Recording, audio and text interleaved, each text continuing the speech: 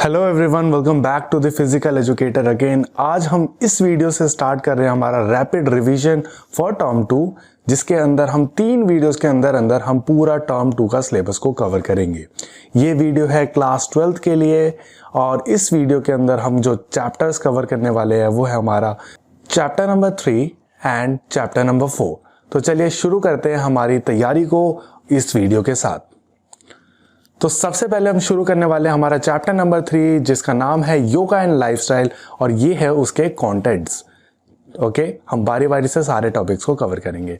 तो सबसे पहले हम शुरू करते हैं अपना सबसे पहला पार्ट, जो कि है आसन्स एज प्रिवेंटिव मेजर्स। हम आसन्स को एज अ प्रिवेंटिव मेजर किसी भी बीमारी से बचने के लिए हम किस तरीके से यूज कर सकते हैं। तो सबसे पहले हमें समझना पड़ेगा आसन का एक्चुअल मीनिंग क्या होता है।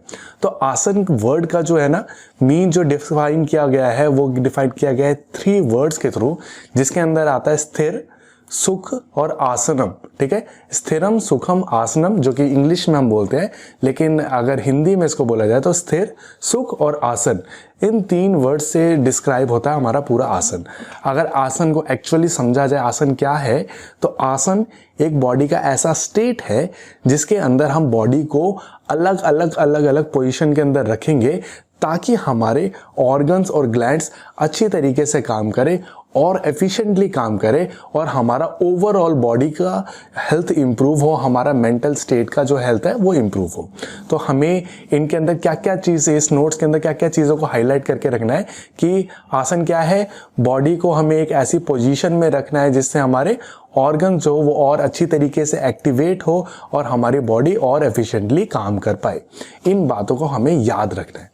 ओके, बढ़ते अपना नेक्स्ट आगे की तरफ, जो कि है benefits of asanas for prevention. हम किसी भी बीमारी से बचने के लिए आसन हमें किस तरीके से हेल्प करता है। तो आसन जो है वो हेल्प करता है बोन्स और जॉइंट को स्ट्रांग बनाने के अंदर। बोन्स और जॉइंट जो होंगे वो और स्ट्रांग होंगे, जिसकी वजह से हमें कई सारी बीमारियां नहीं होगी, जैसे फीमेल्स का बोन डेंसिटी का कम होना, जिसको ऑस्टियोपोरोसिस बोला जाता है। ठीक है, ऐसी बीमारियां नहीं होगी। सेकंड आता है हमारी मसल जो है वो स्ट्रांग बनती है।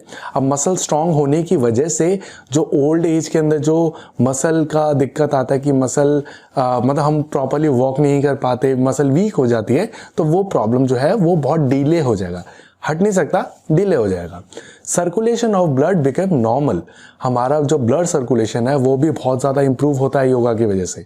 ठीक है, तो हमें आसन करना हमारे लिए बहुत इंपॉर्टेंट है। वो ओवरऑल हेल्थ को हमारे बहुत अच्छा करता है। हमारे रेस्पिरेटरी ऑर्गन जो है वो एफिशिएंट बनते हैं, क्योंकि जो भी एक कार्डियोवास्कुलर एक्टिविटी है वो प्रमोट करेगा हमारे हार्ट को और बेटर परफॉर्म करने के लिए, जिसकी वजह से हमारा ब्लड सर्कुलेशन जो होगा वो और अच्छी तरीके से इंप्रूव हो पाएगा। ओके, हमारा डाइजेस्टिव सिस्टम को इंक्रीज करता है, एफिशिएंसी उसकी बढ़ाता है। कैसे बढ़ाता है? हम कई सारे पोजेस में हमारा डाइजेस्टिव सिस्टम जो है ना वो डायरेक्टली इफेक्ट होता है। ओके, जिसकी वजह से हमारा डाइजेस्टिव सिस्टम जो है वो और बेटर तरीके से वर्क कर पाता है। हमारा नर्वस सिस्टम स्ट्रेंथन होगा, अलग अलग पोजेस में जाना, बॉडी को उसकी आदत डलवाना, तो ओवरऑल क्या होता है हमारा नर्वस सिस्टम को भी ये स्ट्रॉन्ग करता है। हमारे एक्सक्रीटरी सिस्टम, यानी जो जिसके तरीके से हम अपना वेस्ट को बाहर करते हैं, उस सिस्टम को भी ये इंप्रूव करेगा और एट द एंड हमारा इम्यून सिस्टम को ये स्ट्रेंथन करने का काम करेगा। ठीक है, तो ये थे कुछ बेनिफिट्स आसन के। नेक्स्ट आता है हमारे पास इसके अंदर सबसे पहली दिक्कत जो कि है हमारी ओबेसिटी। ओके, सबसे पहले हमें समझना पड़ेगा ओबेसिटी का मतलब क्या होता है। तो ओबेसिटी डायरेक्टली वैसे तो सबको पता है, मोटापा ओबेसिटी को बोला जाता है। ओबेसिटी के अंदर एक्चुअल में होता क्या है, हम किसी बंदे को कैसे बोले कि ये ओबीस है कि नहीं है। ठीक है, तो हम इसके लिए 3 मेथड्स को यूज करते हैं। सबसे पहला है कि हम उसको देख के बोल सकते हैं कि हाँ ये तो बहुत ज्यादा फैट लग रहा है तो ये ओबीस हो सकता है। ठीक है, सेकंड होता है उसका कि हम उसका बॉडी मास इंडेक्स चेक करें कि बॉडी के हिसाब से उसका फैट लेवल कितना है और लीन मसल मास कितना है, तो उसके हिसाब से मैं जज करूं कि एक्चुअल में वो फैट है कि नहीं है। ओके, थर्ड आता है कि उसका एक्चुअल फैट परसेंटेज मेजर कर लो आप। ठीक है, अब एक्चुअल फैट परसेंटेज मेजर करना थोड़ा मुश्किल होता है, लेकिन उस तरीके से भी हम पता लगाया जा सकता है। लेकिन ओबेसिटी का मतलब क्या है, जब आपका फैट लेवल ना बॉडी का वो एक लेवल से ऊपर बढ़ जाए। ठीक है, एक नॉर्मल बंदा होगा फैट बंदा भी होगा, फैट लेकिन ओबीस नहीं होता। ओबीस होता है फैट जो है वो बहुत ज़्यादा बढ़ चुका है कि अब वो ओबीस की कैटेगरी के अंदर आ गया। तो अगर आपको याद होगा वो बीएमआई का जो हम चार्ट सा याद करते थे जिसके अंदर हम लिखते थे कि बॉडी का फैट परसेंटेज कितना है, ठीक है, तो वो जो चार्ट याद करते थे उसके अंदर आपको याद होगा एक कैटेगरी आती थी ओबीस। ओबीस के अंदर जो हम कैटेगरी याद करते थे तो वो ओबीस वाला पार्ट है, तो हम बीएमआई के थ्रू वैसे चेक कर सकते हैं। ओके, अब ओबेसिटी से दिक्कत क्या है? क्या ओबेसिटी हमारे लिए ख़राब है या इसके ज़्यादा फ़र्क नहीं पड़ता? तो ओबेसिटी हमारे लिए बहुत ज़्यादा ख़राब है। कैसे? वो हमारे अंदर हाइपरटेंशन क्रिएट करेगा, कार्डियोवास्कुलर डिजीजेस लेके आएगा, कैंसर जैसी बीमारियों को वो प्रमोट करता है, आर्थराइटिस जैसी दिक्कतें होगी जिसके अंदर हमारे जॉइंट जो होगा वो आपस में घिसने लग जाएंगे, लिवर मेल फंक्शन होगा और भी बहुत सारी सीरियस हेल्थ प्रॉब्लम्स को आपको फेस करना पड़ सकता है। तो ओबेसिटी किसी भी एंगल से अच्छा नहीं हो सकता, ठीक है, बहुत सीरियस कंडीशन है। अब हम कौन से ऐसे आसन्स को परफॉर्म करें जो इस ओबेसिटी को कम करने का काम करेंगे? तो हमारे पास सबसे पहला आता है वज्रासन, सेकंड हमारे पास पादा हस्तासन, थर्ड हमारे पास ऊर्ध्व हस्तासन, त्रिकोण आसन और अर्धमस्तेंद्र आसन, ठीक है। तो ये हमारे पास कुछ आसन्स है जिनको परफॉर्म करके हम अपना ओबेसिटी को कंट्रोल कर सकते हैं और ओबेसिटी को इम्प्रूव भी कर सकते हैं और हम एक हेल्दी वेट कैटेगरी के अंदर आ सकते हैं। ओके, तो बारी बारी से हम सारे आसनों के बारे में देखेंगे। और एक चीज़ याद रखनी है, हमें क्या करना है इस वीडियो के अंदर, आसन्स को याद रखना है कि आसन्स की पिक्चर कैसी थी, किस तरीके से उसको परफॉर्म किया जा सकता है, कौन इनको अच्छी तरीके से परफॉर्म कर सकता है, यानी हम ये याद रखेंगे किनको परफॉर्म नहीं करना, इसके कॉन्ट्रा इंडिकेशंस को। सेकंड इसका याद रखना इसके बेनिफिट क्या आसन्स के, किस केस के अंदर ये काम आएगा, बस और कुछ याद रखने की जरूरत नहीं है। किस तरीके से परफॉर्म किया जा सकता है, शेप देख के आप समझ जाओगे, उसको एक्चुअल में पढ़ने की या याद करने की जरूरत नहीं है क्योंकि अब एग्जाम आ ही चुके हैं। आपने पढ़ रखा है, दैट्स गुड। अगर नहीं पढ़ रखा अभी तक तो लिव इट, उसको जाने दो, कोई दिक्कत नहीं है, ठीक है। बस उसकी एक इमेज हमेशा आपके माइंड के अंदर होनी चाहिए।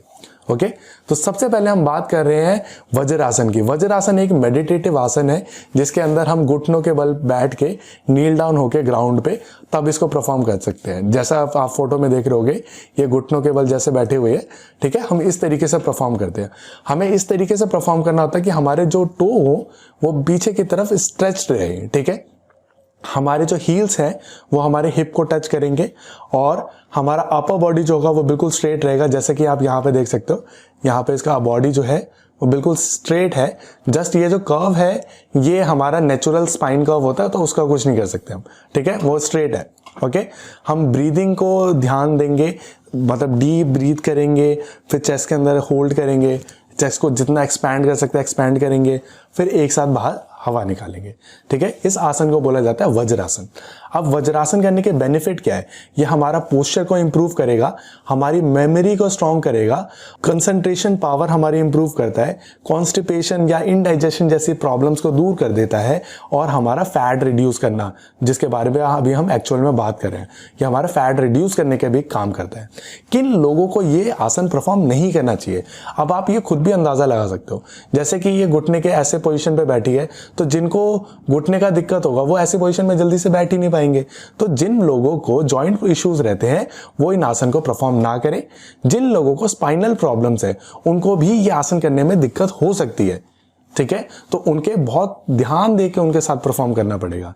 और जिन लोगों को मूवमेंट के अंदर दिक्कत होता है, ठीक है, वॉक करना में दिक्कत है या नॉर्मल स्टैंड होने में दिक्कत है, तो उनको भी ये आसन्स परफॉर्म करने के अंदर डिफिकल्टी आ सकती है। तो इन लोगों के साथ आपको थोड़ा सावधानी बरतनी है। ओके, नेक्स्ट आसन आता है हमारे पास पादा हस्तासन। ये एक ऐसा आसन है जिसके अंदर हम बेंड होके अपने फ्लोर को टच करेंगे, जहाँ पे हमारा हेड जो होगा वो हमारी नी को टच करना चाहिए, जो कि हमने नॉर्मली बहुत कर रखा है। ओके, इसके अगर मैं बेनिफिट्स बताऊं तो ये हमारी बॉडी को फ्लेक्सिबिलिटी पे काम करता है और स्पेशली लोअर बॉडी फ्लेक्सिबिलिटी, क्योंकि यहाँ पे हमारा जो हैमस्ट्रिंग मसल होता है ना, ये वाला हैमस्ट्रिंग मसल, इसके अंदर बहुत स्ट्रेच पड़ता है। हमारा डाइजेस्टिव सिस्टम को क्योर करेगा, स्टमक अलाइनमेंट को ठीक करेगा, स्पाइन हमारी मोर फ्लेक्सिबल हो पाएगी, हमारा ब्लड सर्कुलेशन अच्छा करता है हमारे लोअर बॉडी में और हमारे स्टमक में भी, ठीक है। अच्छा, अब किन लोगों को नहीं करना? जिनको बैक का प्रॉब्लम होगा, क्योंकि यहाँ पे देखो ना बैक कितना ज़्यादा कर्व होता है। अगर बैक वालों को प्रॉब्लम वालों को ज़्यादा बैक हम बेंडिंग करवाते हैं तो उनको सीरियस इश्यूज हो सकते हैं। स्लिप डिस्क वालों को अगर हम ज़्यादा बेंड करवाएंगे हो सकता है उनका डिसलोकेट अगेन हो जाए, ठीक है। तो बहुत सारी दिक्कतें हो सकती है, तो इन लोगों के साथ थोड़ी सावधानी बरतनी पड़ेगी। नेक्स्ट आता है हमारे पास ऊर्ध्व हस्तासन, जिसके अंदर हमें बिल्कुल स्ट्रेट पोजीशन के अंदर खड़े रहना पड़ता है, ओके। जिसके अंदर हमारे हाथ जो होंगे वो पैरेलली स्ट्रेट रहेंगे, ठीक है, विदाउट एनी मूवमेंट, और बिल्कुल अपराइट ब्रेस पोजीशन के अंदर हम खुद को रखेंगे, ओके। अब इसका बेनिफिट क्या है, हमारा डाइजेशन इंप्रूव होगा, स्ट्रेस और एंजाइटी जैसी दिक्कतों को दूर करता है, ब्लड सर्कुलेशन अच्छा होगा, हमारा लंग कैपेसिटी इंक्रीज होता है, ठीक है, क्योंकि हम इसमें ब्रीथ इस तरीके से करते हैं, हमारा लंग्स का फंक्शनिंग अच्छा होगा तो हमारा लंग्स कैपेसिटी इंक्रीज होगा। बेली को स्ट्रेच करेगा, शोल्डर स्ट्रेच करेगा, तो टोटल हमारा ओवरऑल बॉडी पोस्चर जो होता है वो इंप्रूव हो जाता है, ठीक है। तो कुछ ऐसे बेनिफिट्स हैं ना जो कि हर आसन के अंदर आपको जनरली देखने को मिल जाएंगे। अब आप सब्जेक्टिव पेपर के लिए तैयार कर रहे हो ना, तो आप अपने तरीके से भी आंसर को प्रेजेंट कर सकते हो। जरूरी नहीं है जो चीजें आपको नहीं आती है तो आप उसके बारे में टेंस रहो, आप एक जनरल आइडिया लगा के भी उसको आंसर कर सकते हो, ठीक है। तो मोस्टली आसन क्या करते हैं, आप उसका एक अगर आपको एक जनरल आइडिया भी होगा ना किस तरीके से वो परफॉर्म किया जा सकता है, तो आप अपने आप भी बता सकते हो, ठीक है। जैसे कि ये इसमें स्ट्रेच कर रहे हैं तो मैं बोल सकता हूँ कि हाँ भाई शोल्डर स्ट्रेच होता है, हमारा मसल का स्ट्रेचिंग अच्छा हो जाता है, ठीक है, ब्लड सर्कुलेशन इंप्रूव हो जाता है, जो कि जनरली हर आसन के साथ चल जाएगा, ठीक है। तो आपको स्मार्टली आंसर करना है, ठीक है। अगर अभी तक भी नहीं पढ़ा तब भी आप स्मार्टली आंसर करके बहुत अच्छे तरीके से परफॉर्म कर सकते हो। अब बात करते हैं कॉन्ट्रा इंडिकेशंस की। तो यहाँ पे जिन लोगों को शोल्डर या नेक का इशू होगा वो इस आसन को परफॉर्म नहीं करेंगे, और ये आसन करते हुए आपको अगर डिजीनेस हो रहा है, चक्कर आ रहा है, ठीक है, तो इस आसन को करना बंद कर दो, क्योंकि हो सकता है उस टाइम पे ना आपका फिटनेस लेवल उतना अच्छा ना हो सकता है आपका ग्लूकोज लेवल डिप कर रहा हो इसलिए आपको चक्कर आ रहे हो सकता है आपका ब्लड जो वो इतना अच्छा फ्लो ना कर पाए कि हमारे ब्रेन तक पहुंचे, जिसके वजह से आपको चक्कर आ सकते हैं। तो किसी भी रीजन से अगर आपको डिजीनेस फील हो रहा है तो उस आसन को बंद कर दो। कोई भी आसन को है ना हम ना एक एक्सटेंट तक परफॉर्म करते हैं, इतना पुश नहीं करते कि हमारी बॉडी को दिक्कत होने लग जाए। नेक्स्ट आता है हमारे पास त्रिकोण आसन। ये एक ऐसा आसन है जिससे हम बॉडी के एक ट्रायंगुलर फॉर्म सा करते हैं, तो देखा जाएगा तो ये एक ट्रायंगल सा फॉर्म हो रहा है ना, तो इसको इसीलिए त्रिकोण आसन बोला जाता है, ओके। अगर मैं बेनिफिट बताऊं त्रिकोण आसन की, तो ये स्ट्रेंथ इंप्रूव करता है हमारे लेग्स की, नीज की, आर्म्स की, चेस्ट की, इंडाइजेशन को दूर करेगा, यानी डाइजेस्टिव सिस्टम को अच्छा करेगा, हमारे एब्डोमिनल ऑर्गन्स अच्छे तरीके से काम करवाएंगे, हमारा फिजिकल इक्विलिब्रियम बनाने में हेल्प करता है, क्योंकि ये पोजीशन ऐसा है ना जिसके अंदर बहुत बैलेंस बनाना पड़ता है, ठीक है। तो हमारे इक्विलिब्रियम मेंटेन करने का काम करेगा, हमारा रिड्यूस करेगा स्ट्रेस को, एंजाइटी को, बैक पेन को और साइटिका का पेन। साइटिका का पेन एक ऐसा पेन होता है जो कि हमारे हील से स्टार्ट होता है और पूरा हमारे हिप तक जो होता है हमें डायरेक्टली पेन हो रहा होता है, ठीक है। तो वो पेन को भी क्योर करता है ये हमारा त्रिकोण आसन। अच्छा, अब किन लोगों को नहीं करना, जिन लोगों को डायरिया है वो नहीं करेंगे, जिनको लो या हाई ब्लड प्रेशर का प्रॉब्लम है वो नहीं करेंगे, क्योंकि हो सकता है फिर उनको डिजीनेस जैसा फील होने लग जाए, ठीक है। बैक इंजरी या सर्वाइकल प्रॉब्लम है तो इसको बिल्कुल अवॉइड कर दो। नेक्स्ट आता है हमारे पास अर्धमस्तेंद्र आसन, जो कि एक सिटिंग पोजीशन में आसन परफॉर्म किया जाता है, जहां पे हम लेग क्रॉस करके अपना ऑपोजिट हैंड यूज करते हैं अपना एंकल को पकड़ने के लिए, ठीक है।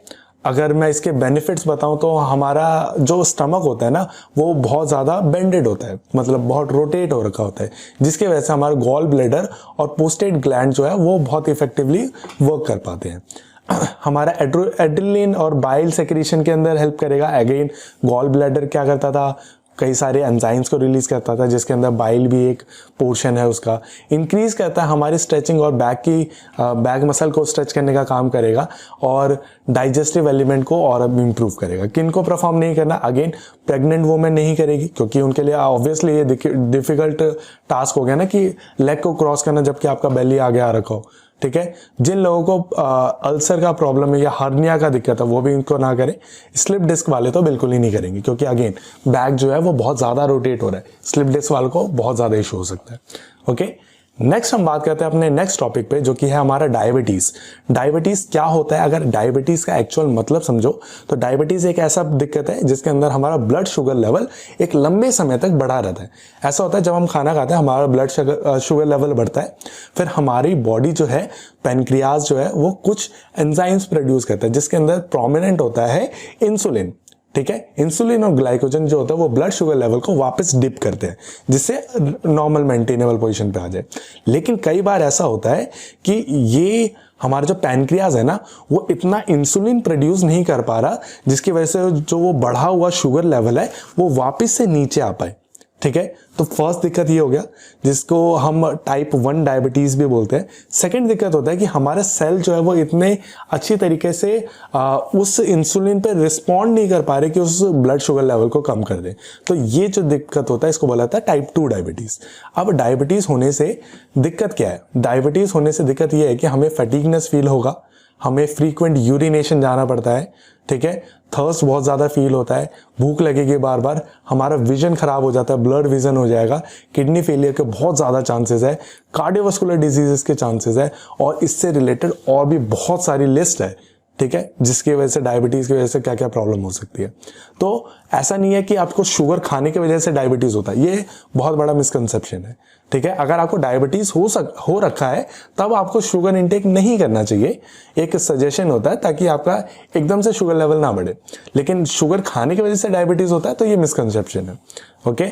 जानते हैं टाइप 1 टाइप 2 डायबिटीज, जब हमारा बॉडी जो है वो इनफ इंसुलिन प्रोड्यूस ना करे तो उसको बोलेंगे हम टाइप 1 डायबिटीज। और अगर मतलब इनफ इंसुलिन प्रोड्यूस कर रहा है लेकिन हमारा ब्लड शुगर मतलब हमारी जो सेल्स है ना वो इतनी तरीके से अच्छे तरीके से रिस्पॉन्ड नहीं कर पा रहे और उस इंसुलिन पे अच्छे तरीके से फंक्शन नहीं हो पा रहा, तो क्या होगा, उसको हम टाइप 2 डायबिटीज का नाम देंगे, ओके। अब कौन से ऐसे आसन है जो कि हमें परफॉर्म करने चाहिए ताकि हमें डायबिटीज से छुटकारा मिले? तो हमारे पास आता है भुजंग आसन, अर्ध मस्तेंद्र आसन, ठीक है, पश्चिमोत्तान आसन और पवन मुक्त आसन। जिसमें से हम अर्ध मस्तेंद्र आसन पहले ही पढ़ चुके हैं, तो आप उसी का रेफरेंस ले लेना। अगेन मैं स्लाइड के अंदर रिप्रेजेंट कर दूंगा इसको।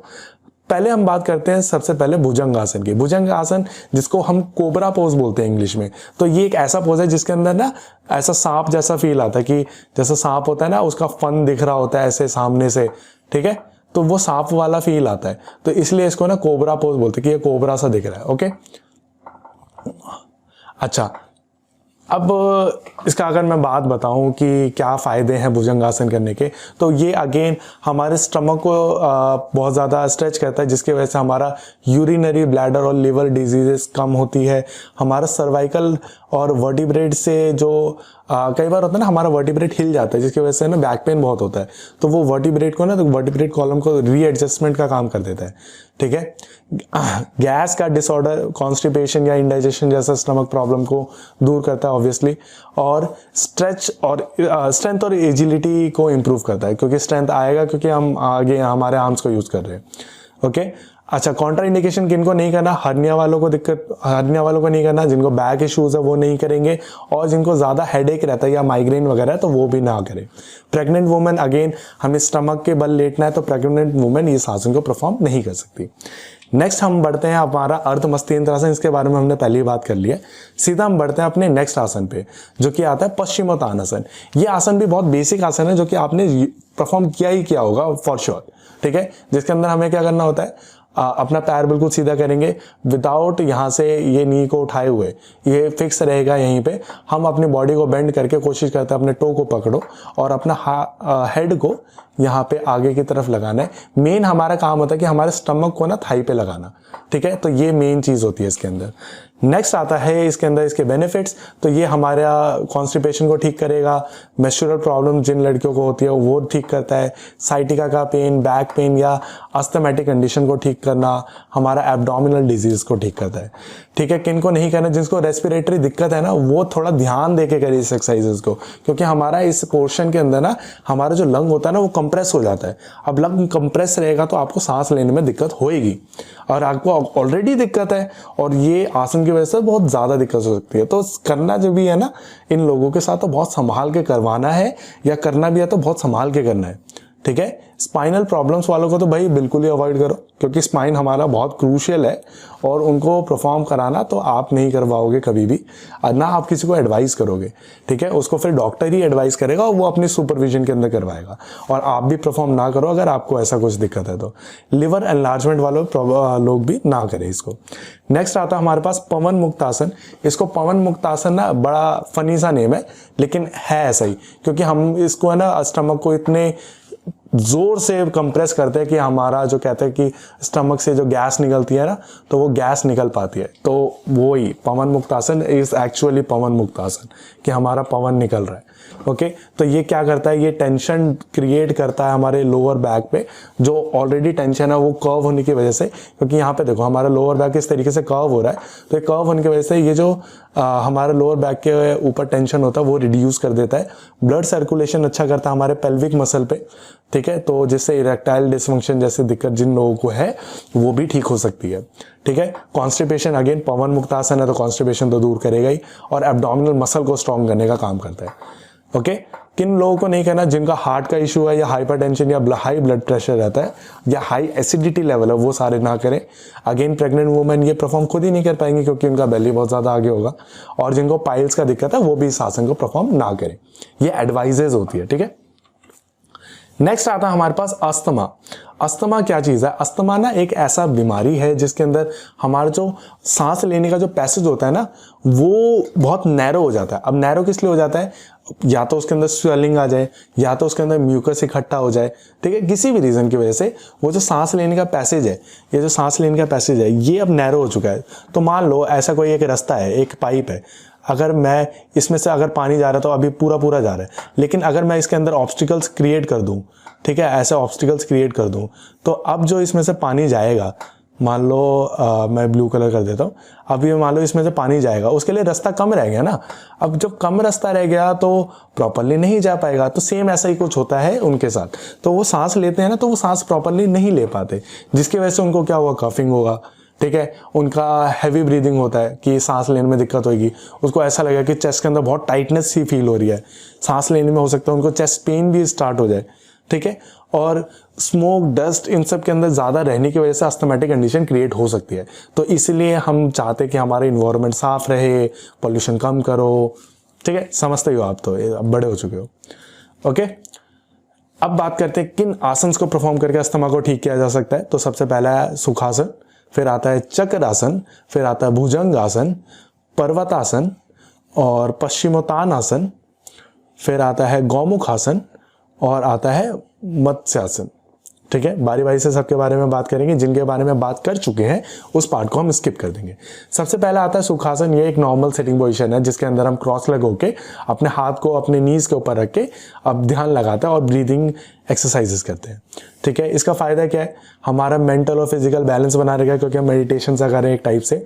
हमारा स्ट्रेच करता है और स्पाइन को इरेक्ट पोजीशन के अंदर रहता है तो स्पाइन की भी हेल्थ इंप्रूव होती है। एंजाइटी, स्ट्रेस और मेंटल फटीग को दूर करने का काम करते हैं, इसीलिए इसको सुखासन बोलते हैं, क्योंकि ये हमें सुख देता है, ठीक है। हमारा मेंटल प्रेशर को रिलीज करता है।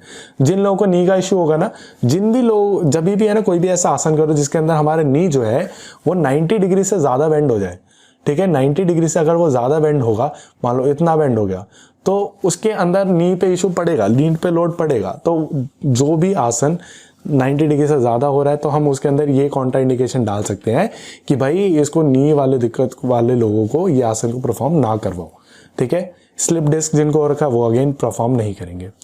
ओके, नेक्स्ट आता है चक्र आसन, जिसके अंदर हम अब बॉडी को इस तरीके से बेंड करते हैं कि एक अर्ध चक्र की तरह हमारी बॉडी बन जाएगी, यानी एक हाफ सर्कल की तरह हमारी बॉडी बन जाएगी, ठीक है, या एक सर्कुलर बॉडी बन जाएगी, ऐसा बोला जाता है। अब इसका फ़ायदा क्या है, ये हमारे बैक को ठीक करेगा, हमारा किडनी को ठीक करेगा, इनफर्टिलिटी जैसी प्रॉब्लम को दूर करेगा, ऑस्टियोपोरोसिस जो कि लड़कियों को सबसे ज़्यादा होती है उनको दूर करेगा। तो एक फीमेल को बहुत अच्छी तरीके से ये आसन को परफॉर्म करना चाहिए। स्ट्रेस और डिप्रेशन जैसी दिक्कतों को दूर करेगा और ओबेसिटी कंट्रोल कराने में हमारी हेल्प करता है। किन लोगों को नहीं करना, जिनका हार्ट का प्रॉब्लम है या लो या हाई बीपी का दिक्कत रहता है, और सर्वाइकल इंजरी वाले लोग तो बिल्कुल भी ना करो, क्योंकि सर्वाइकल, क्योंकि हमारे नी जो नेक है ना वो बहुत ज़्यादा बेंड होता है, तो सर्वाइकल पे बहुत ज़्यादा लोड पड़ेगा। तो सर्वाइकल जिनको होता है उनको पता है एक्चुअल में पेन क्या चीज़ होती है, ठीक है, तो वो इस आसन को परफॉर्म बिल्कुल भी ना करें। ओके, अब आसन नेक्स्ट आता है हमारे पास भुजंग आसन, जिसके बारे में हम ऑलरेडी बात कर चुके हैं। फिर आता है हमारे पास पश्चिमोत्तानासन, जो कि हमने अभी थोड़ी देर पहले बात करी। फिर आया है नेक्स्ट गौमुख आसन। गौमुख आसन एक बहुत सिंपल आसन है, जिसके अंदर हम अपना बैक के तरफ जाके अपने दोनों हाथों को ज्वाइन करने का कोशिश करते हैं। अब ज्वाइन कर लिया तो दैट्स गुड, गैप आ रहा है तो यानी आपको और अच्छा वर्क करना चाहिए स्ट्रेचिंग पे अपनी, ठीक है। और आपने बिल्कुल ही ओवर क्रॉस कर सकते हो तो अरे सुपर हीरो, ठीक है। तो क्या करना है, अब क्या हेल्प करता है, अस्थमा को क्योर करने में हेल्प करेगा, स्पाइन को इरेक्ट और स्ट्रॉन्ग करता है, एब्डोमिनल हेल्थ को इंप्रूव करेगा, रिड्यूस करेगा हमारी ओबेसिटी को, फ्लेक्सिबिलिटी को हमारी बनाए रखने में हेल्प करता है, बॉडी सर्कुलेशन, ब्लड सर्कुलेशन जो हमारी पूरी बॉडी के अंदर होता है वो इंप्रूव करता है। किनको ये नहीं करना, जिनको शोल्डर का इशू रहता है या जॉइंट डिसलोकेशन का इशू है या शोल्डर बहुत ज़्यादा स्टिफ है जिनका, वो ना करे। जिनको हिप या नी रिलेटेड या हैमस्ट्रिंग रिलेटेड दिक्कत है, ठीक है, या क्वाड्रिसेप्स पे यानी थाइस का जो आगे का पोर्शन होता है ये वाला, ठीक है, इसके अंदर दिक्कत है तो ना करें। अपना आ रहा जो नेक और शोल्डर इंजरी होगा अगेन फिर ना करो। और प्रेग्नेंट वुमेन जो है वो प्रैक्टिस तो कर सकती है, लेकिन बड़ा ना ध्यान देना है, ठीक है। कॉन्ट्राइंडिकेशन का मतलब ये नहीं कि बिल्कुल ही ना करो, ठीक है, वो भी है, लेकिन हमें ना मेजरली ध्यान देना है कि इन लोगों के साथ हम खास ध्यान बरत के करेंगे, ठीक है। अब आता है नेक्स्ट हमारे पास पर्वत आसन। पर्वत आसन एक हम सिटिंग पोजीशन के अंदर अपने दोनों हाथ को जोड़ के पूरा ऊपर की तरफ स्ट्रेच करते हैं ताकि हमारी जो स्पाइन है वो बिल्कुल इरेक्ट पोजीशन के अंदर है और हमारे लेग्स जो है इसके अंदर क्रॉस लेग रहेंगी, ठीक है। तो स्पाइन की हेल्थ को ठीक करेगा, मसल को स्ट्रॉन्ग करेगा हमारे आर्म्स की, और ब्लड का जो फ्लो है हमारे ब्रेन की तरफ उसको अच्छा करेगा। किनको ये आसन परफॉर्म नहीं करना, जिनको रिस्ट की एंकल की इंजरी है वो ना करे, और स्पाइनल इंजरी वाले लोग भी इस आसन को परफॉर्म ना करें। नेक्स्ट आता है हमारे पास मत्स्यासन, जो कि हमारे डाइजेशन को इम्प्रूव करेगा, रेस्पिरेटरी सिस्टम को इम्प्रूव करेगा, हमारा वर्टिब्रेट कॉलम के अलाइनमेंट को ठीक करेगा, क्योंकि ये देखो हमारा वर्टिब्रेट कॉलम किस तरीके से कर्व हो रहा है यहाँ पे। ओके, बेनिफिट देता है मेंस्ट्रुअल डिसऑर्डर को ठीक करने के लिए, क्योंकि ये हमारे ना पेल्विक मसल जो यहाँ पे जो मसल होती है उसके ऊपर जोर डालता है। अब यहाँ पे जब ब्लड फ्लो अच्छा होगा तो क्या होगा कि रिकवरी जो होती है वो इम्प्रूव हो जाती है। तो ये जिनको भी मेंस्ट्रुअल डिसऑर्डर होता है ना, तो उनके लिए ये बहुत अच्छा है। तो जो भी फीमेल्स ये प्रॉब्लम फेस कर रही है तो उसको देख के वो ठीक कर सकते हैं इस आसन को परफॉर्म करके। नेक इंजरी वाले मत करो, ब्लड प्रेशर वाले मत करो, अगर प्रेगनेंसी है तो थोड़ा ध्यान दो, ठीक है। कौन से कितने स्टेज पे हो आप प्रेगनेंसी उसका ध्यान देंगे आप। नेक्स्ट आता है हमारे पास हाइपरटेंशन। हाइपरटेंशन के अंदर हमें क्या करना है, हाइपरटेंशन एक ऐसी बीमारी है या एक ऐसा स्टेट है जहां पे हमारी आर्टरीज की जो वॉल है, ये मान लो ये आर्टरीज है, इसकी जो ये वॉल है, ये इस पे ना बहुत ज्यादा प्रेशर पड़ रहा है, इंटरनली बहुत ज़्यादा प्रेशर पड़ रहा है, जिसकी वजह से pressure high blood pressure create होता है, ठीक है। मेजरली इसका रीजन बोला जाता है कोलेस्ट्रॉल, क्योंकि हमारा अगेन जैसा कि मैंने पहले भी बताया आपको, मान लो मैं यहाँ पे ना कुछ ड्रॉ करके दिखाता हूँ आपको। मान लो यहाँ पे ना कुछ कलेक्ट हो गया ऐसा, ठीक है। अब यहाँ पे ये इस कलेक्शन की वजह से जो नॉर्मल फ्लो ऑफ ब्लड था वो तो ऑब्स्ट्रक्ट होगा, ठीक है, क्योंकि अब जितना पैसेज खुला हुआ था अब उतना खुला हुआ नहीं है। अब यहाँ से अगर मान लो ये ब्लड जाता है, ठीक है, तो उसके लिए जगह कम है, तो जगह कम है तो वो क्या करेगा, इसको यहाँ से पुश करेगा। अब पुश करने की वजह से हमारे आर्टरीज की वॉल पे जो है वो बहुत ज़्यादा प्रेशर क्रिएट होता है। अब ये जो प्रेशर क्रिएट होता है यही है हमारा हाइपरटेंशन या हाई ब्लड प्रेशर। अब ये किस वजह से हो सकता है, हमारी एज, जेनेटिक या ओबेसिटी की वजह से, लैक ऑफ फिजिकल एक्टिविटी या अल्कोहल कंजम्पशन की वजह से, तो ये सारे कुछ रीजंस हैं। अब मैं देखो हमारा वैसे नॉर्मल जो ब्लड प्रेशर होता है वो होता है 120/80 mmHg, ठीक है, जिसके अंदर डायस्टोलिक और सिस्टोलिक ब्लड प्रेशर को हम मेजर करते हैं दो पोर्शन के अंदर। अगर आपका ब्लड प्रेशर जो है वो 40/90 से ज़्यादा हो जाएगा तब आपको हम कंसीडर करेंगे कि आपको हाइपरटेंशन है या हाई ब्लड प्रेशर है। उससे पहले हम कंसीडर नहीं करेंगे, वो भी नॉर्मल रेंज के ही अंदर आता है, ठीक है। तो अब बात करते हैं कुछ आसन की जो परफॉर्म करने चाहिए हाइपरटेंशन को दूर करने के लिए। तो फर्स्ट है हमारे पास वज्र आसन, जिसके बारे में हम ऑलरेडी बात कर चुके। भुजंग आसन ऑलरेडी कर चुके। पवन मुक्त आसन हमने देखा। ताड़ासन जो है और ऊर्ध्व हस्त आसन जो बहुत ज़्यादा सिमिलर है, मैं बोल सकता हूँ ऑलमोस्ट सेम है, ठीक है। फिर आता है हमारे पास अर्ध चक्रासन। जो चक्रासन था सेम वही चीजें रहेगी, सारे बेनिफिट वही रहेंगे, सारे कॉन्ट्रा इंडिकेशन वही रहेगी।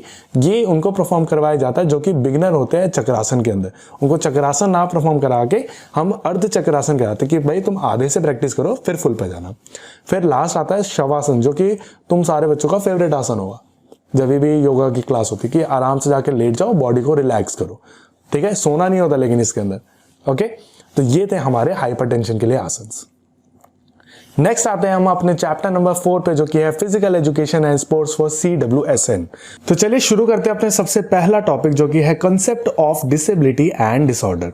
तो सबसे पहले हम जानते हैं मीनिंग ऑफ डिसेबिलिटी। डिसेबिलिटी का एक्चुअल मीनिंग होता क्या है, तभी तो हम उसके बारे में फर्दर जान पाएंगे। तो डिसेबिलिटी एक्चुअल में है क्या, जैसे मैं एक स्टोरी बताता हूँ। मान लो ये है राम, ठीक है। राम, मान लो राम एक नॉर्मल पर्सन है जो कि पूरी तरीके से फिट है, ओके। और यहाँ पे आता है श्याम। श्याम एक ऐसा पर्सन है जिसका लेग में थोड़ा इश्यूज है और वो प्रॉपरली वॉक नहीं कर पाता, ठीक है। तो how Ram is differentiated from Shyam. जो काम राम कर सकता है श्याम भी वो काम कर सकता है, वो भी वॉक कर सकता है, बट जिस तरीके से राम को करना चाहिए उस तरीके से श्याम नहीं कर पा रहा है। यानी व्हेन अ पर्सन इज दिव्यांग, मतलब अगर कोई भी दिव्यांग व्यक्ति है या कोई स्पेशल नीड का पर्सन है, तो वो जिस तरीके से काम करना चाहिए उस तरीके से नहीं कर पाएगा या उस लेवल तक नहीं कर पाएगा, ठीक है। जैसे राम नॉर्मल वॉक कर पाता, भाग पाता, ठीक है, समझ रहे हो ना। जिस तरीके से वो वॉक करता, जो आइडियल वे है वॉकिंग का, उस तरीके से श्याम वो activities because of his disability वो नहीं कर पाएगा। तो एक डिसेबिलिटी क्या है, एक डिसेबिलिटी एक डिसएडवांटेज है, एक डिसएडवांटेज क्रिएट हो जाता है ताकि वो एक नॉर्मल जैसे ह्यूमन एक्टिविटी करता है उस तरीके से ना कर पाना, ये एक डिसेबिलिटी होता है। अब डिसेबिलिटी की वजह से क्या क्या रीजन हो सकते हैं कि वो रिस्ट्रिक्ट कर देगा एक्टिविटी को, कि आप वो क्या पता वो एक्टिविटी ही ना कर पाओ, ठीक है। या हो सकता है कि उस तरीके से ना कर पाओ जिस तरीके से करनी चाहिए। या थर्ड थिंग होती है कि रेंज ऑफ कंसिडरेशन, जैसा एक नॉर्मल पर्सन को करना चाहिए उस तरीके से आप ना कर पाओ, ठीक है। तो डिसेबिलिटी का मतलब समझ आया। नेक्स्ट हम बढ़ते हैं इसके अंदर डिसऑर्डर। तो डिसऑर्डर समझाने के लिए ना मैं एक सर्कल सा बना रहा हूँ, चार्ट सा। मान लो ये एक डिसेबिलिटी है, ठीक है। डिसेबिलिटी के अंदर कई सारी डिसेबिलिटीज है, जैसे फिजिकल, ठीक है, कॉग्निटिव, फिर और भी बहुत सारी, ठीक है। तो इसी के अंदर एक पार्ट आता है छोटा सा, मेंटल डिसेबिलिटी के भी अंदर एक पार्ट आता है डिसऑर्डर का, ठीक है। तो ये एक छोटा सा पार्ट है डिसऑर्डर। तो क्या डिसेबिलिटी और डिसऑर्डर सेम थिंग है? बिल्कुल नहीं है, ठीक है। डिसऑर्डर जस्ट एक छोटा सा कंपोनेंट है इतनी बड़ी डिसेबिलिटी का। तो डिसऑर्डर क्या है? एक मेंटल डिसेबिलिटी है, ठीक है। डिसेबिलिटी के अंदर जो मेंटल डिसेबिलिटी उसका इसका एक पार्ट है, causing an disruption due to which an individual is not able to perform his daily human activities, ठीक है। कोई भी ऐसा ऑब्स्ट्रक्शन आना है या कोई भी ऐसा रुकावट आना है जिसकी वजह से एक नॉर्मल ह्यूमन बीइंग जैसे वर्क करता है वो उस तरीके से नहीं कर पा रहा, लेकिन ये एक मेंटल डिसेबिलिटी है, ओके। अच्छा, अगर आगे हम बात करते हैं पार्ट 2 के अंदर types of disability, nature and causes. तो सबसे पहला इसके अंदर आता है हमारे पास कॉग्निटिव डिसेबिलिटी, देन है इंटेलेक्चुअल डिसेबिलिटी और लास्ट आता है फिजिकल डिसेबिलिटी। सबसे पहले हम बात करते हैं कॉग्निटिव डिसेबिलिटी से। कॉग्निटिव डिसेबिलिटी एक ऐसी डिसेबिलिटी है जो कॉग्निशन होता है हमारे ब्रेन का हमारे पूरी बॉडी के साथ, वो कॉग्निशन को जब प्रॉपरली कोऑर्डिनेट नहीं कर पाते तो उसको बोलते हैं हम कॉग्निशन डिसेबिलिटी। अब एक बात बताओ, हमारे ब्रेन जो है वो हमारी पूरी बॉडी से कैसे कनेक्टेड है? तो याद करो, हम एक डायग्राम बनाते थे ऐसा, ठीक है। तो और ऐसा ऐसा सा ये होता था एक न्यूरॉन, जो न्यूरॉन्स होते हैं उसकी नर्व एंडिंग्स जो होती है, जो डेंड्राइट्स होते हैं, वो सारे अलग अलग तरीके से कनेक्टेड होते हैं, आपस में कनेक्ट होकर वो पूरी बॉडी से जुड़ते हैं और एक पूरा न्यूरोलॉजिकल सिस्टम बनाते हैं। जब इस न्यूरोलॉजिकल सिस्टम के अंदर हिंड्रेंसेस आने लग जाए, कोई रुकावटें आने लग जाए, जिसकी वजह से वो पर्सन ना तो इंफॉर्मेशन को स्टोर कर पा रहा है या तो उसको प्रोसेस नहीं कर पा रहा, कि मतलब इंफॉर्मेशन आ गया, वो समझ गया, लेकिन उसको समझ मतलब प्रोसेस नहीं कर पा रहा फर्दर, और फर्दर इंफॉर्मेशन उसमें से प्रोड्यूस नहीं कर पा रहा। या तो ये तीनों हो जाए या कोई से भी हो जाए, एक हो जाए, तो उसको बोला जाता है कॉग्निटिव डिसेबिलिटी। अब ये जो कॉग्निटिव डिसेबिलिटी है होती है 3 टाइप की। फर्स्ट आता है इसके अंदर मेंटल डिसऑर्डर, सेकंड आता है हाइपर एक्टिविटी, और थर्ड आता है डिसलेक्सिया। ठीक है, तो मेंटल डिसऑर्डर, मेमोरी डिसऑर्डर क्या बोलता है? मेमोरी डिसऑर्डर बोलता है कि हम जो मेमोरी हमें इंफॉर्मेशन मिल रही है, हम उसको स्टोर नहीं कर पा रहे हैं। ठीक है, हम उसमें प्रोसेस नहीं कर पा रहे, उस इंफॉर्मेशन को समझ नहीं पा रहे, दिस इज मेमोरी डिसऑर्डर। या हम उसको संभाल के रख नहीं पा रहे, हम भूल जाते हैं वो चीज़ को बार बार। सेकंड आता है हाइपर एक्टिविटी। हाइपर एक्टिविटी एक ऐसा इशू है जहाँ पे पर्सन जो होगा ना, वो रिलैक्स होकर नहीं बैठ सकता, उसके दिमाग में कुछ ना कुछ चलता रहेगा कि मुझे कुछ करना है, मुझे कुछ करना है। ठीक है, वो बहुत ज़्यादा हाइपर एक्टिव है, ओवरली एक्टिव है। ओके, और थर्ड आता है डिसलेक्सिया। डिसलेक्सिया याद करो तारे ज़मीन पर मूवी अगर देखी हो तो उसके अंदर जो पर्सन था वो था डिसलेक्सिया। ओके, जिसके अंदर उसको रीडिंग राइटिंग के अंदर प्रॉब्लम आएगा, डी के अंदर कंफ्यूजन हो जाएगा, वो समझ नहीं पाएगा, अल्फ़ाबेट को पहचान नहीं पाएगा, ऐसी ऐसी बेसिक प्रॉब्लम्स को उसको फेस करना पड़ सकता है। ये था हमारा कॉग्निटिव डिसेबिलिटी, जहां पे हमारा एक न्यूरोलॉजिकल डिसऑर्डर है। ओके, सेकंड आता है हमारे पास इंटेलेक्चुअल डिसेबिलिटी। इंटेलेक्चुअल डिसेबिलिटी एक ऐसी डिसेबिलिटी है जिसके अंदर पर्सन का इंटेलेक्चुअल फंक्शनिंग और उससे अडेप्ट होने वाला बिहेवियर दोनों ही अफेक्ट हो जाता है। ठीक है, ये एक ऐसा डिसेबिलिटी है जिसके अंदर इंटेलेक्चुअल फंक्शनिंग और उसकी वजह से जो हमारी बॉडी जिस तरीके से अडेप्ट करने वाली थी वो दोनों ही इफेक्ट हो जाएगा उससे। ये जो परेशानी है ये जनरली अकर होती है 18 साल की उम्र से पहले, और ये है ना नॉन प्रोग्रेसिव नेचर की होती है। मतलब ऐसा नहीं है कि अगर मान लो इतने लेवल तक मैं अब इंटेलेक्चुअल लेवल इतना पहुंच चुका है तो आगे जैसे जैसे एज बढ़ता रहेगा मेरा इंटेलेक्चुअल और कम होता रहेगा। ठीक है, ऐसा नहीं हो सकता। नॉन प्रोग्रेसिव है, मतलब जितने लेवल पे तुम्हें दिक्कत है उस लेवल दिक्कत बढ़ेगा नहीं, वो दिक्कत उतनी की उतनी ही रहने वाली है, लेकिन ये दिक्कत हटने भी नहीं वाली। ठीक है, ये जनरली ऐसी दिक्कतें होती है जो कि पूरी जिंदगी ही आपके साथ रहने वाली है। ओके, तो इसको बोला जाता है इंटेलेक्चुअल डिसेबिलिटी।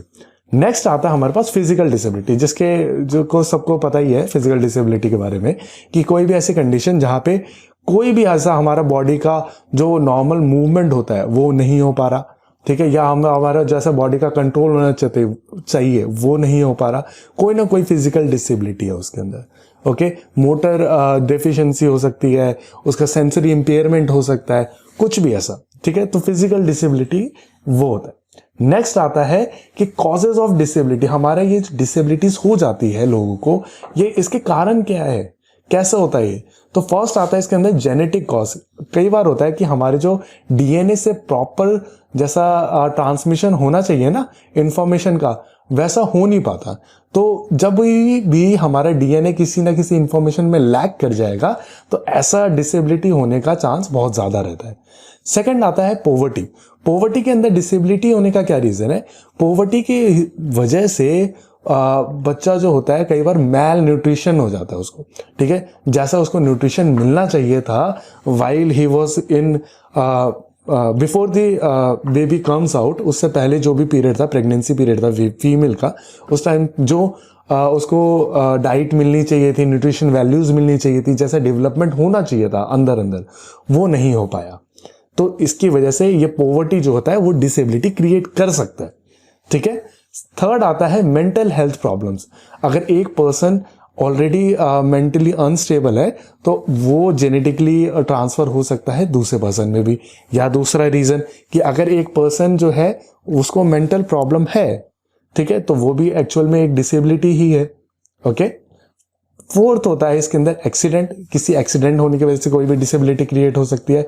इन्फेक्शियस डिजीज, किसी डिजीज आने की वजह से भी हो सकती है। Poor approach to health care, अगर मैं अपनी हेल्थ का ध्यान नहीं रखूंगा तो हो सकता है मुझे किसी ना किसी रीजन की वजह से वो डिसेबिलिटी क्रिएट हो जाए। न्यूक्लियर एक्सीडेंट्स अगेन, और इलनेस मतलब किसी बीमारी की वजह से। ओके, तो ये कुछ बेसिक रीजंस थे जिसकी वजह से डिसेबिलिटी क्रिएट हो सकती है। अब हम बात कर रहे हैं type of disorder, nature and causes. तो डिसऑर्डर क्या होता है और उसके हमने तो वो तो जान लिया, अब हम जान रहे हैं कि कॉजेज क्या है। ठीक है, कितने टाइप्स के होते हैं। तो सबसे पहला अगर मैं टाइप बताऊं तो फर्स्ट आता है इसके अंदर attention deficit hyper activity disorder, जिसको ADHD बोला जाता है प्यार से। फिर आता है सेंसरी प्रोसेसिंग डिसऑर्डर, जिसको SPD बोला जाता है। फिर आता है ऑटिज्म स्पेक्ट्रम डिसऑर्डर, जिसको ASD बोला जाता है। ऑपोजिशनल डिफिएंट डिसऑर्डर ODD, और ऑब्सेसिव कंपल्सिव डिसऑर्डर, जिसको OCD बोला जाता है। ओके, बारी बारी से हम सबके बारे में जानेंगे और सबसे पहले हम शुरू करते हैं ADHD से। ADHD एक ऐसा हाइपर एक्टिविटी डिसऑर्डर है, हाइपर एक्टिविटी, अगेन मैं बात बोल रहा हूं, हाइपर एक्टिविटी डिसऑर्डर है जहां पे है ना एक पर्सन जो होगा वो हाइपर एक्टिव होगा, ठीक है, बहुत ज्यादा इंपल्सिव नेचर का होगा और बिल्कुल भी अटेंटिव नहीं होगा, बहुत ज्यादा इनअटेंटिव होगा, क्योंकि उसके मन में है ना बहुत सारे थॉट्स चल रहे हैं, बहुत रैंडम थॉट्स आ रहे हैं, तो वो कभी भी एक चीज पे फोकस नहीं कर पाएगा। ओके, सबसे पहली चीज उसके मन में करेगा कि मैं ये भी कर लूं, मैं वो भी कर लूं, तो वो बहुत ज्यादा हाइपर एक्टिव है, तो किसी भी एक चीज पे फोकस करना उसके लिए बहुत मुश्किल है। सेकंड आता है, ये एक ऐसा मेंटल कंडीशन है जिसके अंदर जो भी पर्सन होगा वो एक जगह लंबे टाइम तक नहीं बैठ सकता, क्योंकि उसके अंदर बहुत ज्यादा हाइपर एक्टिव है, वो बहुत सारी चीजें चल रही है, उसको कुछ ना कुछ करते ही रहना है, उसका फोकस नहीं होगा, किसी भी चीज के ऊपर अटेंशन नहीं दे पाएगा। तो ये सारे बेसिक चीजें हैं जो कि ADHD वाले फेस करते हैं। अब इनके होने का रीजन क्या है, मतलब सिम्टम क्या है कि किस सिम्टम से मैं पहचान सकता हूं कि उस पर्सन को ADHD है। तो डेली एक्टिविटीज का भूलना, डे ड्रीमिंग करना, रेस्टलेस फील होना, क्योंकि बहुत ज्यादा थॉट्स चलते रहते हैं ना, तो वो थकान भी तो होती है। अगर मेरे दिमाग में कुछ ना कुछ चलता रहेगा तो बेशक से मैं फिजिकली ना थकूं, मैं मेंटली तो थक जाऊंगा। तो वैसे ही ये लोग भी है ना बहुत ज्यादा रेस्टलेस से रहते हैं, ठीक है, एक जगह पे अटेंशन नहीं दे पाते, बहुत लंबे टाइम तक एक जगह पे नहीं बैठ पाते, ठीक है, एंजाइटी अटैक्स हो जाते हैं क्योंकि इतना माइंड में इतना सब कुछ चल रहा है। अनऑर्गेनाइज रहेंगे, क्योंकि ऑर्गेनाइज वो बंदा रहता है जो कि बहुत काम होता है, जो बहुत ज्यादा एक्टिव होते हैं वो जनरली अनऑर्गेनाइज रहते हैं। जैसे टीनेजर्स जो होते हैं वो जनरली अनऑर्गेनाइज रहते हैं, ठीक है। फिर बहुत जल्दी फ्रस्ट्रेट हो जाएंगे, डिप्रेशन और मूड स्विंग्स बहुत ज्यादा होते हैं इन लोगों को, ठीक है। अब होने का रीजन क्या है, तो होने का फर्स्ट रीजन आता है जेनेटिक फैक्टर, कि ये वही अगेन जेनेटिक्स के अंदर ऐसा कुछ डिफॉल्ट हो गया या प्रॉब्लम आ गया जिसकी वजह से उसको ADHD वाली प्रॉब्लम होगी। सेकंड आता है ब्रेन इंजरी, या कोई ऐसा एक्सीडेंट हो गया जिसकी वजह से ऐसे कोई ब्रेन इंजरी होगी, ठीक है, जिसकी वजह से अब वो ADHD का परेशानी हो गया। Low birth rate, low birth rate जो है वो डिफाइन करता है कि एक पर्सन जो है, एक बच्चा जो है वो प्रॉपरली या तो डेवलप नहीं हुआ या तो उसका मेंटल डेवलपमेंट नहीं हुआ, कुछ ना कुछ उसके अंदर कमी रह गई है। तो जनरली ऐसा होता है कि जो भी बच्चा लो बर्थ वेट के साथ पैदा होता है उसके अंदर मोस्टली केसेस के अंदर कोई ना कोई डिसेबिलिटी और डिसऑर्डर देखने को हमें मिल ही जाता है, ठीक है। फिर आता है trauma and brain diseases, okay, ये भी बहुत डायरेक्टली रिलेट करते हैं उससे। नेक्स्ट जो आता है हमारे पास वो आता है SPD, जिसको बोला जाता है सेंसरी प्रोसेसिंग डिसऑर्डर। ये एक ऐसा कंडीशन है जिसके अंदर ब्रेन को डिफिकल्टी होती है या तो चीज़ों को इंफॉर्मेशन रिसीव करने के अंदर, वो इंफॉर्मेशन रिसीव नहीं कर पा रहा या उसके ऊपर रिस्पॉन्ड नहीं कर पा रहा सही से, ओके। कोई भी मैं चीज़ देखता हूँ तो मेरा आईज जो है वो न्यूरॉन्स के थ्रू सिग्नल भेजेगा मेरे ब्रेन को, फिर मेरा ब्रेन उसके ऊपर रिस्पॉन्स भेजेगा, तब मैं कुछ रिएक्ट करूंगा, ठीक है। तो या तो सिग्नल वापस ब्रेन तक जाने में दिक्कत है या ब्रेन से रिस्पॉन्स आने में दिक्कत है। तो इन वजहों से SPD क्रिएट हो सकता है, जिसको सेंसरी प्रोसेसिंग डिसऑर्डर बोलते हैं। SPD में इफेक्ट क्रूशियल सेंसेस, हमारा सेंसेस के अंदर इफेक्ट कर सकता है कि मुझे टच, साइट, टेस्ट और इवन मूवमेंट तक में दिक्कत आ सकती है। तो ये इतना सीवियर नेचर का भी हो सकता है। अब इसके सिम्टम्स क्या है, सिम्टम है over sensitive to sound and order, कोई भी स्मेल आई तो बहुत ज्यादा आ रही है या बिल्कुल नहीं आ रही है, या सुनाई दे रहा तो बहुत ज्यादा चुभ रहा है, ठीक है, ओवर सेंसिटिविटी होगा, ठीक है। पुअर बैलेंस होगा, पोस्चर खराब होगा, ठीक है। Delay in fine motor development, जो फाइन मोटर डेवलपमेंट है, बहुत प्रिसाइज मूवमेंट जहाँ पे मेरे को करनी होगी, जैसे लिखना तो राइटिंग अच्छी नहीं होगी, अगर मान लो सुई धागे से मैं सुई डालना तो वो बहुत मुश्किल काम हो जाएगा। जहाँ पे प्रिसाइज वाले आएंगे ना, ड्राइंग बनाना, तो वो सब नहीं हो पाएगा उनसे। सोशल आइसोलेशन में रहेंगे, अलग रहेंगे थोड़ा। डिप्रेशन, एंजाइटी और एग्रेशन बहुत ज़्यादा होता है इन लोगों के अंदर, और ये ना जनरली क्राउड से डरते हैं, ठीक है, क्योंकि थोड़ा है ना अपने आप को अलग फील करते हैं दूसरे से, तो क्राउड में जाने से डरते हैं। नेक्स्ट आता है इसके कॉजेस, तो कॉजेस सेम वही रहेंगे ऑलमोस्ट, जेनेटिक कॉज रहेगा, ठीक है, लो बर्थ रेट वेट रहेगा।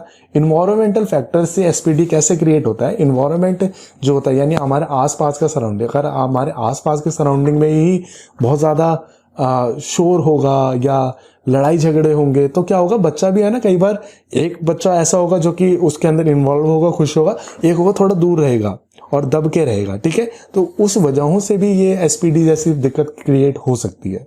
फिर आता है फिजिकल कॉज और इंजरीज टू ब्रेन स्टेम्स, ठीक है। नेक्स्ट आता है इसके अंदर ऑटिज्म स्पेक्ट्रम डिसऑर्डर, जिसको ASD बोला जाता है। ये एक ऐसा न्यूरोलॉजिकल डेवलपमेंटल डिसऑर्डर है जिसके अंदर पर्सन को कम्युनिकेट करने के अंदर बड़ा दिक्कत होता है। वो लैंग्वेज नहीं समझ पाएगा, सोशल स्किल्स को उसको समझना मुश्किल है, और उसका बिहेवियर जो होगा वो भी बहुत मतलब पहचान नहीं पाओगे, तुम जल्दी से समझ नहीं पाओगे उसको, ठीक है। तो ASD जो होता है ना, ऑटिज्म स्पेक्ट्रम डिसऑर्डर, अगर याद होगा ना तो एक ना सॉन्ग सा आया था जिसके ऊपर ना टिकटॉक बड़ा फेमस हुआ था टिकटॉक पे वो, तो उसका ASD का ना वो एक्चुअल में मजाक सा उड़ा रहे थे, जो कि है ना मेरे को बड़ा गलत लगा। पता नहीं कुछ ऐसा डांस था उसमें, अगर आपको याद हो तो ASD जो है मतलब सीरियस इशू है यार, मतलब मजाक तो बिल्कुल नहीं उड़ाना चाहिए, बल्कि समझना चाहिए और उनको कंसोल भी करना चाहिए। अब क्या होता है, इनके लोगों को जो भी ASD से जूझ रहे होते हैं उनको डिफिकल्टी होती है कम्युनिकेशन के अंदर, लैंग्वेज के सीखने के अंदर और समझने के अंदर दिक्कत होगी। बेशक से बचपन से मैं वो लैंग्वेज सीख रहा हूँ तब भी वो समझ नहीं पाएंगे उसको इतना। वो जनरली आई कांटेक्ट नहीं करते, अवॉइड करेंगे, ठीक है। सोशल इंटरेक्शन से दूर रहेंगे क्योंकि वो अपने अगेन सबसे ज़्यादा दिक्कत बड़ी यही है, क्योंकि है ना वो अपने आप को अलग फील करने लगता है, तो वो दूसरों सोसाइटी से ना दूर भागने लगते हैं, जो कि हमें नहीं होने देना चाहिए एक अच्छे सोसाइटी के अंदर। टच करना बार बार सेम ऑब्जेक्ट को अगेन एंड अगेन, ताकि उसको फील कर पाए, सेंस कर पाए, और सेंसिटिव हो जाते हैं टेस्ट, साउंड और स्मेल को लेके। नमक बहुत ज़्यादा तेज लगेगा, हो सकता है मिठाई बहुत ज़्यादा तेज लगे, साउंड बहुत ज़्यादा इरिटेट करे उनको, स्मेल बहुत ज़्यादा आती रहे, ऐसी चीज़ें। कॉजेज मोस्टली सारे डिसऑर्डर के सेम रहेंगे, ठीक है। तो जिसके अंदर आता है जेनेटिक फैक्टर, ठीक है, ब्रेन डेवलपमेंट के अंदर प्रॉब्लम आना, ठीक है, इन्वायरमेंटल फैक्टर, आसपास का माहौल, ADHD बहुत मैटर करता है, और मेल न्यूट्रिशन ड्यूरिंग प्रेगनेंसी, जिसके बारे में मैंने पहले भी बात करी, जिसकी वजह से लो बर्थ वेट आता है, ओके। तो मेल न्यूट्रिशन होगा तो ये ADHD जैसी दिक्कत हो सकती है। नेक्स्ट आता है ऑपोजिशनल डिफिएंट डिसऑर्डर। ये एक ऐसा बिहेवियरल डिसऑर्डर है जिसके अंदर चाइल्ड जो होता है ना, बच्चा बहुत अनकोऑपरेटिव होता है, ठीक है। वो बात नहीं सुनेगा, बहुत हॉस्टाइल नेचर का होगा, ठीक है, जल्दी से किसी के पास नहीं जाएगा, तो बहुत अलग नेचर का बच्चा होता है वो। इसके अंदर जनरली देखा जाए तो बच्चा आर्ग्यू बहुत ज़्यादा करेगा, लड़ाइयाँ करेगा, आप उसको कोई बात बोलोगे वो मानेगा नहीं, रूल्स से उसे कोई मतलब नहीं है, अपनी गलतियों के लिए दूसरों को ब्लेम करेगा, ठीक है। रिपीटेड डिसओबीडियंस, कभी भी आप किसी की बात नहीं मान रहा है, और जनरली बहुत जल्दी फ्रस्ट्रेट हो जाएगा, ठीक है। ज़्यादातर स्ट्रेस्ड और वरीड रहेगा, डरा हुआ रहेगा कई बार, और उसको दोस्त बनाने में बहुत मुश्किल होती है। जो बच्चा लड़ाई कर रहा है, आर्ग्यू कर रहा है, तो उसको दोस्त बनाने में तो मुश्किल हो गई। फीलिंग ऑफ अनॉयंस, बहुत ज़्यादा अनॉयड फील करता है वो, ठीक है। तो ये जनरली सिम्टम्स है बच्चों के अंदर जो देखने को मिलते हैं। और अगेन सारा का सारा कॉजेज जो होगा वो वही रहेगा, तो आप एक कॉजेज का मतलब सबके लिए सेम कॉजेज याद कर सकते हो, वो चल जाए, ठीक है। तो अगेन फर्स्ट आता है जेनेटिक फैक्टर, सेकंड आता है एब्नॉर्मल फंक्शन ऑफ न्यूरोट्रांसमीटर, ठीक है। अगेन क्योंकि ये एक न्यूरोलॉजिकल डिसऑर्डर है तो न्यूरोट्रांसमीटर के अंदर होगा, इन्वायरमेंट आसपास का, फिर poor financial condition, poor financial condition ही लेके आता है मेल न्यूट्रिशन, ठीक है। और मेल न्यूट्रिशन की वजह से ही हमें ऐसी सारी दिक्कत हो सकती है, ठीक है। Lack of family discipline again. फिर आता है हमारे पास ऑब्सेसिव कंपल्सिव डिसऑर्डर। ये एक ऐसा डिसऑर्डर है, अगर मैं ना इसको बताऊं तो याद करो, एक बड़ी फ्लॉप मूवी आई थी जिसका नाम था हम शक्ल। हम शक्ल के अंदर जो राम कपूर था, जो बहुत मोटा सा बंदा है, वो जो है क्या करता था, बहुत ज़्यादा वो OSD था उसको, वो ऑब्सेसिव कंपल्सिव डिसऑर्डर, जिसके अंदर दो टाइप की चीज़ें होती है, ठीक है। एक तो होता है कि मेरे को ऑब्सेशन हो जाता है किसी बिहेवियर को लेके, या मैं कोई कंपल्सिव एक्शंस करने लगता हूँ, ठीक है। तो हम दोनों के बारे में बात करेंगे। सबसे पहले मैं बता दूं OSD है क्या। एक मेंटल डिसऑर्डर है, ठीक है, जिसके अंदर एक पर्सन जो होगा ना, वो कोई भी एक सर्टेन चीज़ बार बार करता रहेगा, कि छुआ तो बार बार उसको टच करना, ठीक है। अगर हाथ धो रहा है तो बार बार हाथ धोना, नहाना तो बार बार नहाना, किसी भी चीज़ को लेके हो सकता है, ठीक है। तो इसके अंदर बेसिकली दो चीज़ें आती है। फर्स्ट आता है ऑब्सेसिव थॉट्स, जिसके अंदर उसके पास ऑब्सेसिव थॉट्स आएंगे। दूसरा आता है कंपल्सिव बिहेवियर्स। ऑब्सेसिव थॉट्स कैसे आ सकते हैं? उसको डर होगा खुद को हार्म करना या अपने चाहने वालों को हार्म कर देना, ठीक है। जर्म से कंटेनमेंट का डर होगा, और डर हो सकता है किसी भी इंडिविजुअल का गंदे होने का डर हो सकता है, गलतियां करने का डर हो सकता है, और फोकस हो सकता है बहुत ज़्यादा फोकस रिलीजन एक्टिविटीज़, ठीक है। कंपल्सिव बिहेवियर के अंदर बिहेवियर्स आते हैं उसके, ये थे उसके थॉट्स जो उसके दिमाग में चल रहा है। अब इसकी वजह से ये बिहेवियर ऐसे क्रिएट करेगा जो कि उसको OSD मतलब करवाते हैं, ठीक है। तो इसके अंदर आएगा भाई बार बार वो हाथ धोना या नहाना, ठीक है। किसी भी एक चीज़ को चेक करना, मान लो गेट बंद कर लिया, फिर उसको लगा कि नहीं शायद खुला हो, फिर वापस जाके खोलना, चेक करना, फिर बार बार चेक करना। तो ऐसा जो कंपल्सिव बिहेवियर्स आता है वो रिपीटिव स्पेसिफिक वर्ड, एक ही वर्ड को बार बार रिपीट, कांस्टेंट प्रेइंग, लगातार प्रे करना, तो ऐसा कुछ कंपल्सिव बिहेवियर देखने को मिल सकता है। अच्छा, अब इसके अंदर कॉजेस बात करूं तो अगेन कोई अलग कॉज नहीं दिखेगा, सेम सारे वही के वही कॉजेज आपको देखने को मिलेंगे। अब आती है नेक्स्ट डिसेबिलिटी एटिकेट्स के बारे में। डिसेबिलिटी एटिकेट्स क्या है? तो हमेशा है ना, हमें किस तरीके से एड्रेस करना चाहिए, क्योंकि देखो डिसेबिलिटी एक सीरियस प्रॉब्लम है और लोग जो उनका इल ट्रीट करते हैं ना वो सबसे बुरा है। तो एक सही तरीका क्या है, किसी पर्सन जो कि एक दिव्यांग है उसको किसी तरीके से बोलो, किस तरीके से आप बात करो, तो वो प्रॉपर एटिकेट्स क्या है। तो एक पर्सन जो होगा, हमेशा पर्सन लगाओ, कभी भी आप किसी को बोल रहे हो अगर डिसेबल पर्सन को, तो पर्सन विद डिसेबिलिटी बोला जाएगा, ना कि डिसेबल्ड पर्सन बोला जाएगा, ठीक है। हैंड शेक करना चाहिए हमें, कि ऐसा अवॉइड मत करो उनको।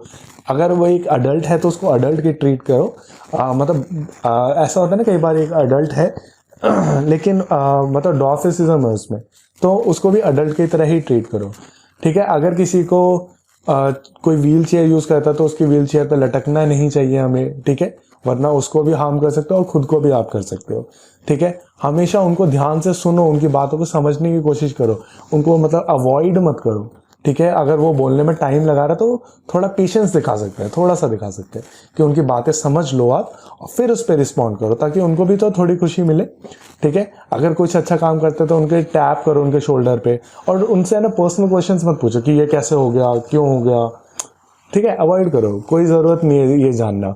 अब हो चुका है, उसको आप ठीक नहीं कर सकते, तो ऐसे क्यूरियोसिटी लाल के भी आप उनके लिए कोई बेटरमेंट नहीं कर रहे, ठीक है। तो ये थोड़े से एटिकेट्स है जो कि हमें फॉलो करना चाहिए, ओके। नेक्स्ट आता है हमारे पास strategies to make physical activities accessible for CWSN। अब सबसे बड़ी दिक्कत ये है हमारे पास कि CWSN जो चिल्ड्रन विद स्पेशल नीड्स है, उनके लिए फिजिकल एक्टिविटीज करवाना बड़ा मुश्किल हो जाता है। तो मैं ऐसे क्या चीज़ें करूं, क्या ऐसे स्ट्रेटेजीज बनाऊं कि मैं जो फिजिकल एक्टिविटीज दूसरों को करवा पा रहा हूं या दूसरे बच्चे जो कर रहे हैं वो इनके लिए भी मैं अवेलेबल करवा पाऊँ। तो फर्स्ट आता है मेडिकल हेल्थ चेकअप्स, ठीक है। उनका मेडिकल हेल्थ चेकअप करवाओ और बार बार चेक करते रहो कि क्या उनका प्रॉब्लम जो है वो बढ़ रहा है या कंट्रोल्ड है, या मैं उसको धीरे धीरे किसी भी एक्टिविटी में इंट्रोड्यूस कर सकता हूँ कि नहीं कर सकता, ठीक है। Physical activities must be based on interest of the child. जो भी पर्सन उसमें इंटरेस्टेड होगा केवल वही एक्टिविटीज करवानी चाहिए, और फिजिकल एक्टिविटी जो होगा वो उसकी नीड्स के अकॉर्डिंग होना चाहिए। उसको एक ऐसा इन्वायरमेंट प्रोवाइड करो जहाँ पे वो सेफ रहे, ठीक है, उसको ज़्यादा इश्यूज फेस ना करना पड़े। रूल्स जो हो वो मॉडिफाई कर देने चाहिए। अगर बास्केटबॉल खेल रहे हैं तो उनके रूल्स को मॉडिफाई कर दो। मेनली तो गेम खेलने का मकसद क्या होता है कि बच्चे का डेवलपमेंट होना ना, तो रूल्स से डेवलपमेंट होना ज़रूरी नहीं है, तो हम रूल्स को मॉडिफाई कर सकते हैं इन बच्चों को खिलाने के लिए। और उनका प्रीवियस एक्सपीरियंस को बहुत ज़्यादा कंसिडर करना चाहिए। तो बस इतना ही था इस वीडियो के अंदर। नेक्स्ट आने वाली वीडियोस के अंदर हम बाकी के चैप्टर्स को कवर करेंगे। थैंक यू सो मच, बने रहिए हमारे साथ और हम पूरा का पूरा चैप्टर्स को इनके साथ ख़त्म करेंगे। Thank you so much.